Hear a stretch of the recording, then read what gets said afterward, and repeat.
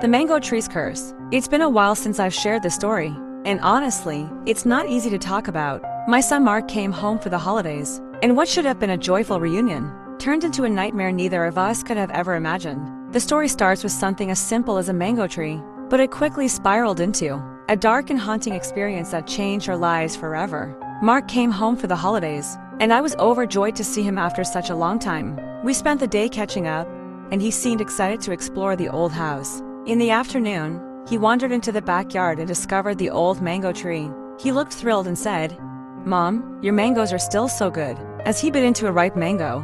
I was confused. "What mangoes, Mark? I cut that tree down months ago," I told him. Mark seemed puzzled but shrugged it off, saying he must have been mistaken since it had been so long. That night, Mark had a restless sleep. He woke up in a sweat, recounting nightmares, where a woman kept calling him and then stabbing him repeatedly. Each night was the same, and although he seemed worried, he dismissed it as just bad dreams. By the fourth night, Mark was missing. His room was empty, and he hadn't come down for breakfast. I panicked and called the neighbors and the police. We searched everywhere, but he was nowhere to be found. Days turned into weeks, and I began to lose hope. One morning, a neighbor found Mark by the river near our house. He was in a terrible state, dirty, disheveled, and mumbling incoherently. We brought him home, and after he calmed down, he told me his horrifying experience.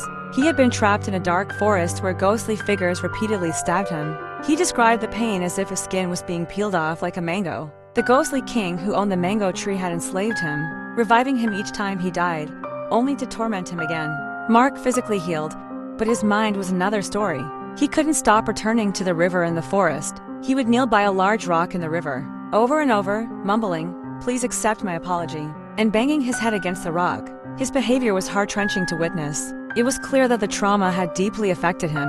We decided to seek help from a local shaman who was known for dealing with supernatural issues. The shaman performed a ritual to cleanse Mark of the curse. He burned herbs, chanted ancient incantations, and sprinkled holy water around the house. While the shaman's efforts seemed to provide some relief, Mark's mental state remained fragile. During one of our visits to the shaman, we learned more about the cursed mango tree. According to local lore, the tree had been planted on an old burial ground and was believed to be a gateway for restless spirits. The mangoes were said to be enchanted, causing whoever ate them to be cursed with nightmares and haunted by vengeful spirits. The ghostly king, who was once a powerful shaman himself, had used the tree's power to trap souls and exact revenge. Mark's struggles continued despite our best efforts. He tried to live a normal life, but the trauma from the curse lingered. He would often talk about the forest and the ghostly figures as if they were still pursuing him. His once vibrant personality had dimmed, replaced by a shadow of fear and regret.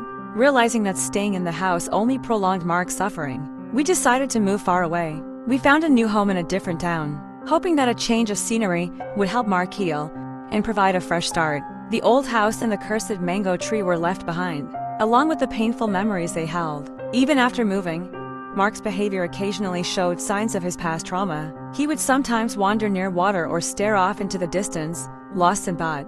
Although he was physically safe and starting to rebuild his life, the mental scars of the curse remained. Our new home offered peace and distance from the supernatural, but the story of the cursed mango tree and Mark's ordeal would always be a haunting chapter in our lives.